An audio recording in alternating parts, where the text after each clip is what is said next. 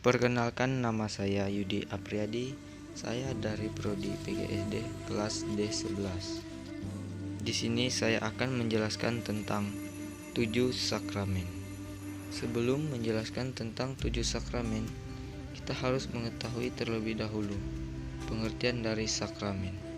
Sakramen dalam iman Katolik merupakan tanda yang ditetapkan Yesus Kristus untuk memberikan rahmat yang khusus bagi tiap-tiap situasi perjalanan hidup manusia untuk melanjutkan karya penyelamatan Allah melalui Kristus. Seperti pada Injil Yohanes bab 14 ayat 8, "Aku tidak akan meninggalkan kamu sebagai yatim piatu."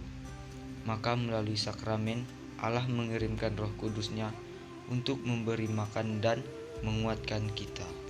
Setelah mengetahui apa itu sakramen, di dalam gereja Katolik ada 7 sakramen. Yang pertama adalah sakramen pembaptisan. Sakramen baptis merupakan sakramen yang pertama kali umat Katolik terima sebelum mereka menerima sakramen-sakramen lainnya. Dengan menerima sakramen baptis, kita telah diangkat menjadi anak Allah dan digabungkan dengan gereja yang menjadikan kita anggota tubuh Kristus, serta siap diutus untuk berbuat baik kepada semua orang. Pembaptisan hanya dapat diterima satu kali untuk selamanya, namun meninggalkan material rohani yang tidak. Yang kedua adalah sakramen Ekaristi. Kristus mengasihi gerejanya tanpa batas dengan memberikan tubuh dan darahnya sendiri kepada setiap anggota keluarganya di dalam perjamuan Ekaristi. Dalam Ekaristi, Kristuslah anak domba Allah yang menjadi kurban untuk menghapus dosa-dosa kita. Dan karena itu, kita memasuki perjanjian baru yang membebaskan kita dari kematian kekal. Pada saat Ekaristi, kita mengenang karya penyelamatan Yesus Kristus bagi manusia yang terjadi melalui wafatnya dan kebangkitannya. Ketiga adalah sakramen penguatan atau biasa dikenal dengan sakramen Krisma. Di dalam sakramen Krisma, umat gereja Katolik menerima kepenuhan Roh Kudus yang menjadikan umat menjadi lebih dewasa secara rohani dan menjadikannya saksi-saksi Kristus yang memiliki tanggung jawab besar. Seperti halnya dengan sakramen baptis, sakramen Krisma hanya dapat diterima sekali seumur hidup bagi semua orang. Dan yang keempat adalah sakramen pengakuan dosa atau sakramen tobat. Setiap orang pernah berbuat dosa. Dosa merusak hubungan dengan sesama manusia dan Tuhan sehingga membuat kita merasa tidak senang dan bahagia. Oleh karena itu, Bapa menganugerahkan kepada kita sakramen tobat atau pengakuan dosa. Pada sakramen ini, kita mengakui dosa-dosa kita. Melalui sakramen tobat, kita menerima pengampunan dosa dari Allah Bapa, beserta rahmat-Nya yang dapat membantu kita untuk menolak godaan dosa di waktu yang akan datang, sehingga menjadikan hidup kita lebih damai. Yang kelima adalah sakramen perkawinan. Sebagian besar orang dipanggil untuk kehidupan berumah tangga.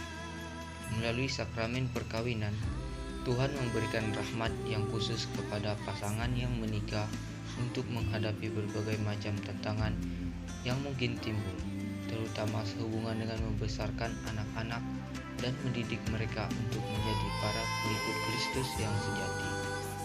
Dalam sakramen perkawinan terdapat 3 pihak yang dilibatkan, yaitu mempelai pria, mempelai wanita, dan Allah sendiri. Ketika kedua mempelai menerima sakramen perkawinan, Tuhan berada di tengah mereka, menjadi saksi dan memberkati mereka. Allah menjadi saksi melalui perantaraan imam atau diakon yang berdiri sebagai saksi dari pihak gereja. Keenam adalah sakramen imam. Para imam merupakan orang yang dipanggil secara khusus oleh Tuhan Yesus. Untuk menjawab panggilan Tuhan tersebut, maka mereka harus mengikuti pendidikan di sekolah seminari menengah tinggi serta menjalani masa orientasi di pastoral di tengah umat. Setelah menyelesaikan tahapan pendidikan tersebut, maka mereka ditabiskan oleh uskup untuk menjadi seorang imam.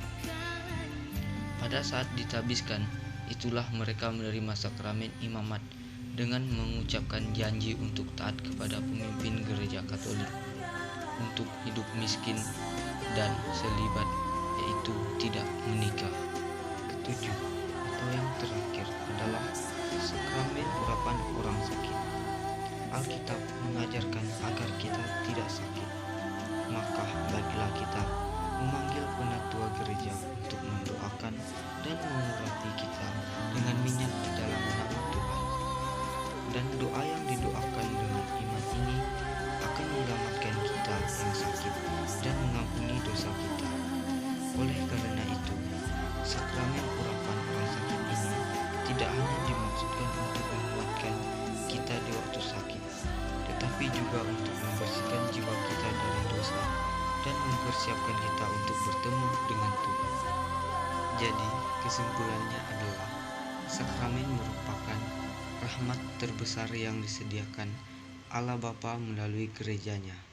Oleh karena itu, sebagai umat beriman, sudah seharusnya kita menerima sakramen-sakramen tersebut agar kita dapat memperoleh anugerah keselamatan dan perlindungan dari Tuhan. Baiklah, sekian dari saya. Saya ucapkan terima kasih.